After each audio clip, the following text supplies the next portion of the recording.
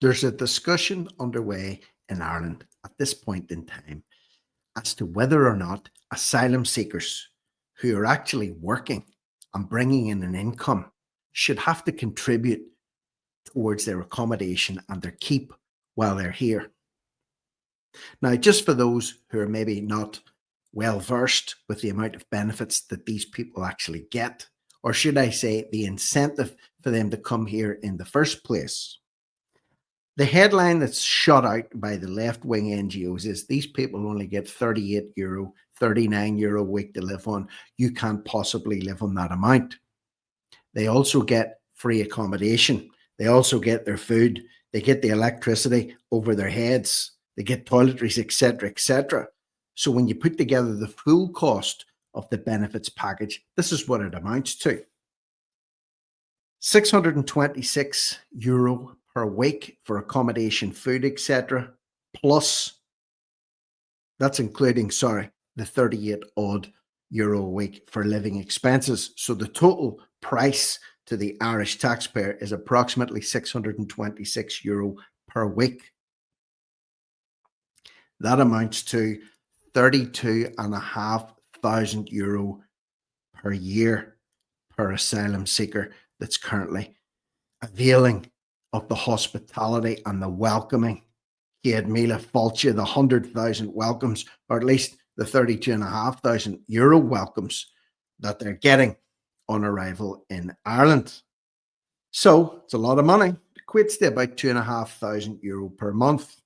So in any sane society, if you were earning money on top of that, on top of your free accommodation, your free food, your free toiletries and whatnot, and your €40 a week pocket money, would it not be reasonable to expect you to contribute some of that towards your keep? That is actually being debated at the minute. And anybody with a functioning brain in their head would say, of course, it's a sensible thing to do. But of course, there's NGOs out there that are bleating about how it's unfair and it's wrong and it's discriminatory and we should not be so hard on these people. Listen, it's an incentive to come here in the first place. They don't call Ireland Treasure Island for nothing. So we're going to hear a few comments by Ken O'Flynn, who is an independent Ireland TD in the Dáil. He talks about it and he's having a back and forth on News Talk with an NGO who believe that you're being unreasonable, you're being hard-hearted. So make sure you let me know your thoughts in the comments below. Is €32,500 a year's worth of benefits not enough? Should they be getting above and beyond that and not having to pay any keep? Are you living on that amount per year? Do you get benefits to that amount every year from the Irish government? Do you have €40 a week even at the end to have pocket money to call your own? Crazy times we're living in. Let me know your thoughts and comments in the comments box below this video. But let's listen to Ken, hear what Ken says. Incredibly generous to people that have entered this country under difficult circumstances, and rightly so. Well done to them. But they're I've got a problem with that. Not rightly so and well done to them. No, this is an incentive. This is an incentive to come here. €32,500 a year's worth of benefits. Not well done and rightly so. Not in my opinion anyway. Obviously, I don't speak for Ken. Comes a time where we have 15,000 Irish people on the streets, 4,500 of those being Irish children.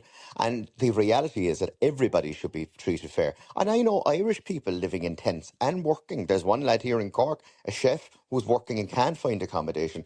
Giving somebody €38.80 a week, well, by the way, giving somebody €38.80 a week and expecting them to survive on that is not incredibly generous by any stretch of the imagination. Yes, it is. Yes, it is. They claim that they're fleeing persecution or war or death or whatever they're fleeing, usually from Eastern Europe or North Africa or wherever it happens to be. Why do they come all the way? Why do they pass so many safe countries? Why do they make a beeline for Dublin? Why do they make a beeline for Dublin if there's not a big fat carrot waiting at the end of that stick to incentivize them to come here? It's not for the climate. It's not for the weather. And if they are living in terrible hardship, as this guy insinuates, Well, surely they wouldn't hang around too much. €38 a week. You only have to save for 1 week. You could get yourself a Ryanair flight to somewhere better than here if you don't like it. That's assuming you've got documentation that you can actually board an airplane in the first place. So come on, dry your eyes here, NGO whiner. Now, look, I think for people who are most of them are accommodated. Most of them are fed. For people, John, just for clarity, they get €38 per week, but they also the cost of international accommodation for them is €84 per day on top of that, or €588 per week. So that's on top of the 38. So €588 per week plus the €38 per week living expense. That's what they're really getting. That's what they're really getting. So an allowance really of about 2,000 a month or more to put a roof over their heads, to feed them, to provide for utilities, etc. How many of you out there have got that kind of budget to play with? 2,000, €2,100 a month, €2,200 a month to accommodate you, to feed you, to clothe you, whatever. And then you get your €40 a week approximate pocket money on top of that. How many of you? How many of you? And toiletries as well. So just to be clear, the cost that the government are paying for the so it isn't 38. It's 588 plus 38. Just for clarity. Look, I think getting back to the question you asked me about, you present facts to any of these NGO mouthpieces or lefty, liberal, whinging, whining lefties, and they just they stutter, they falter, and then they try and change the subject.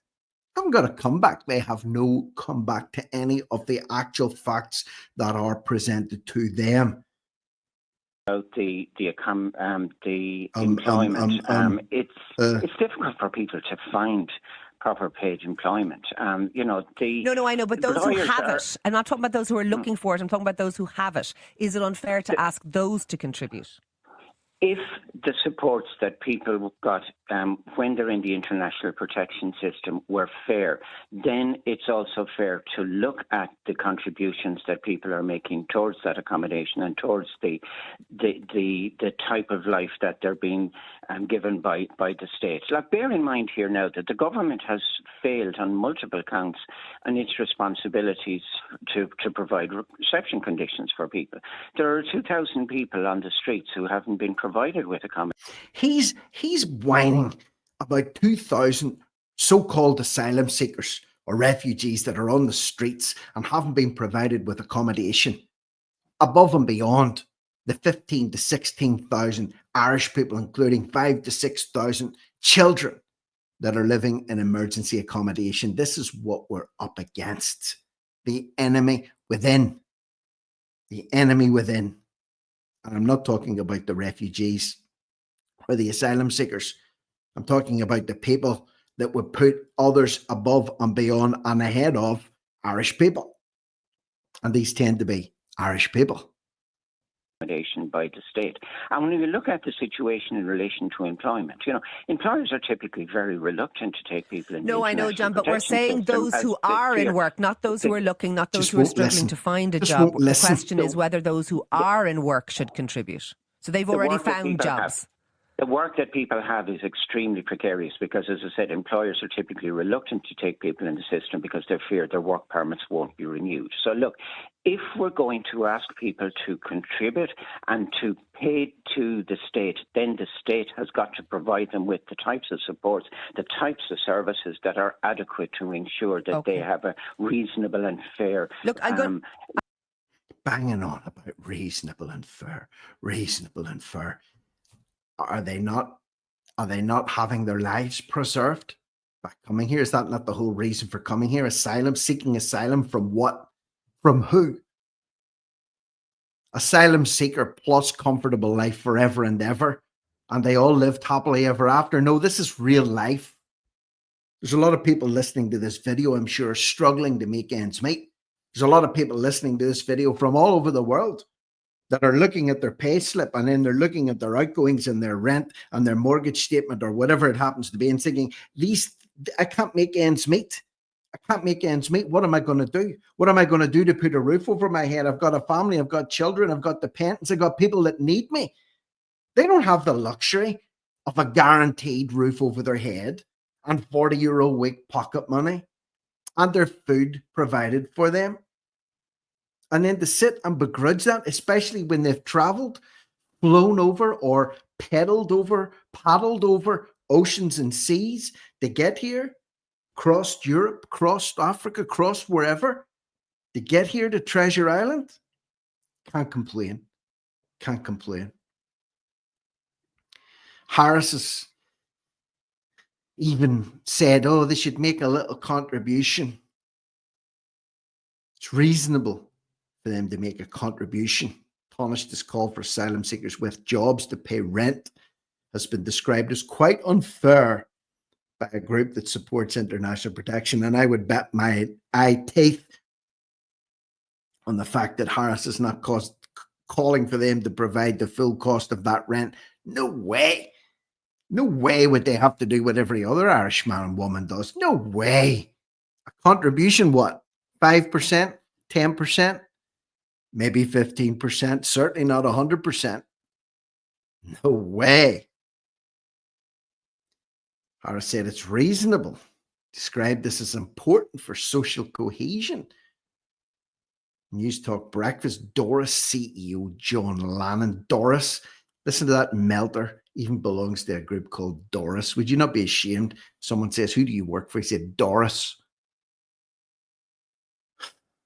Said Harris's call for this policy a few times since he became Fine Gael leader. It's all well asking people to contribute, but we've got to balance that with the consideration of what they would contribute to. Food, a roof over their head, some form of stability, pocket money. They're generally living in substandard, overcrowded accommodation. I've seen plenty living in hotels with beautiful grounds, fountains, and water features. Look at the City West facility. Would you say that was substandard accommodation? 50 acres of ground, conference facility. Would you say that was substandard? Hundreds of people expecting to contribute are living in tents. Well, maybe they are, but there's thousands, if not tens of thousands, that aren't.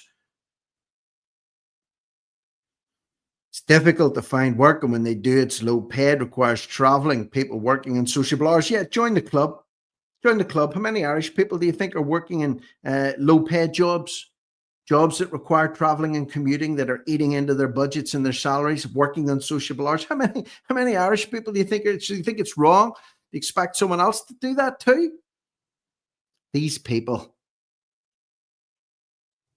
the Dorises I'm talking about, the Lennons or the Lannons of this world I'm talking about.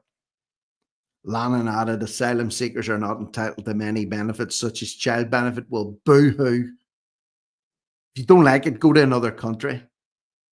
Go to another safe country, one of the ones you skipped over to get here. Families in the international protection system can't access childcare. Neither can a lot of Irish families. You know, what is this? You know, what is this sub story? But anyway, I've banged on about this for long enough. What do you think? €32,500 a year. Working on top of that, should you have to pay your way, or should you just keep coasting? Keep coasting on the gravy train all the way to wherever it ends. So leave me your thoughts, comments below. Share this video if you feel like it. Depress the hell out of someone and share it with them tonight. Your friends, your family, your enemies, share it with them. Cut and paste the link, dump it into your groups, and then take cover. But anyway, for now, I'm Rick Munn. This is No Risk, No Reward Media. Over and out.